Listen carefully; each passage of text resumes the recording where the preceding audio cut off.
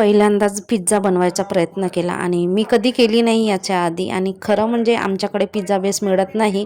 मागच्या ठिकाणी आम्ही जेव्हा राहत होतो तिकडे मी शोधाशोध केली होती पिझ्झा बेस मिळतो का, पण तेव्हा पण कुठेच मिळालं नव्हतं. आणि आता लकीली किराणा दुकानामध्ये मला मिळालं.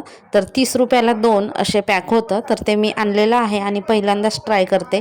आणि विकतच्या पिझ्झासारखी चव किंवा टेस्ट येते की नाही माहीत नाही. तर इथे घेतलेला आहे पिझ्झा बेस आणि त्याच्यावरती मी टोमॅटो केचप लावला आणि सोबतच हिरवी चटणी होती माझ्याकडे, तर तीसुद्धा लावून घेतली. आणि रुद्रांशला व्हेजिटेबल नको असते, टोमॅटो कांदा किंवा शिमला मिरची पण नको असते. तर तो म्हणतो की माझ्या साईडला नको टाकू मम्मी, तू आपल्या साईडला टाक. तर मी माझ्या साईडला टाकलं टोमॅटो आणि कांदा.